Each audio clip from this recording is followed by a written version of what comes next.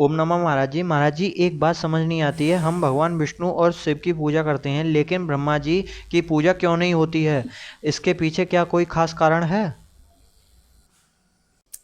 हाँ, ये विषय बड़ा अच्छा सवाल है। दरअसल वेद जो हैं, हमारा जो वेद माने भी ज्ञान के हैं, हमारे 4 वेद हैं। उनमें जो जो मंत्र दृष्टा ऋषि थे उनके मंत्र हैं। ध्यान में जो मंत्र आए उन्होंने अपने शिष्यों को बताया, है ना। ये सब परंपराएं चली। आगे चल के वेद व्यास ने, यानी जो ये जिन्होंने पुराणों की रचना की, उन्होंने इनको संकलित किया, इसलिए उन्हें वेद व्यास कह दिया। जबकि हर वेद जो है वो मंत्र दृष्टा ऋषियों द्वारा देखे गए मंत्रों से जो इकट्ठा हुआ, उसको प्राचीन काल का ऋग्वेद और उसके हिसाब से इन्होंने रख दिया, तो इन्हें वेद व्यास कहा गया।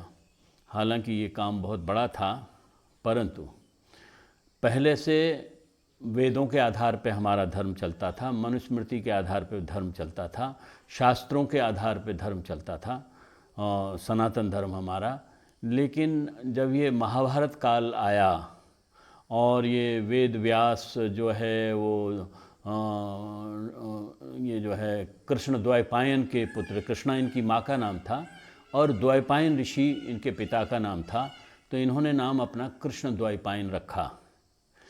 बाद में जो है ये यहाँ के जो राजा थे भीष्म पितामह के पिताजी, तो इन्होंने इनकी माँ पर जो है इनका दिल आ गया और उसके बाद ये जब विवाह हो गया, विवाह होने के बाद में उन्होंने अपने बेटे को बुला लिया और वहाँ उनको मेन प्रीस्ट यानी मुख्य जो है वो ब्राह्मण न्यायोचित कर लिया। उससे तमाम ब्राह्मण वहाँ से चले गए और उन्होंने ब्राह्मण ग्रंथ लिखे, जंगलों में चले गए तो अरण्य ग्रंथ लिखे और इन्होंने पुराण लिखे, 18 पुराण। माने जो निराकार ब्रह्म है, जो हमारे वेद कहते हैं, उपनिषद कहते हैं और शास्त्रों में जिनका ज्ञान है, इन्होंने उनको कहानियों के आधार पर लिखना शुरू कर दिया। और फिर समाज भी यथा राजा तथा प्रजा चलती है, तो समाज भी इनको पुराणों को मानने लगा और वेदों से और शास्त्रों से, उपनिषदों से ये अलग हो गया, तो यथार्थ ज्ञान से दूर हो गए। और क्योंकि ये पुराण जो हैं ये कहानियाँ हैं, जैसे रामायण, जैसे महाभारत और ये पुराण, ये सब कहानियाँ हैं, तो कहानियों में कहीं ना कहीं अतिशयोक्ति, अलंकृत भाषाओं का प्रभाव बढ़ जाता है और उसमें कहीं ना कहीं हम जो वास्तविकता है उससे कहीं अपनी कविता को सही करने के लिए दूर चले जाते हैं। तो वही हिसाब हुआ और आज जो हमारा धर्म समाज है ये पुराणों के आधार पर चलने वाला समाज है। जहाँ भी देखो कथा भागवत, जहाँ भी देखो राम कथा वाल्मीकि ने लिखी उस समय पे उन्होंने, हालांकि उन्होंने भी अतिशयोक्ति का प्रयोग किया है, मगर उसमें जो यथार्थ से थोड़ा सा ही अलग है।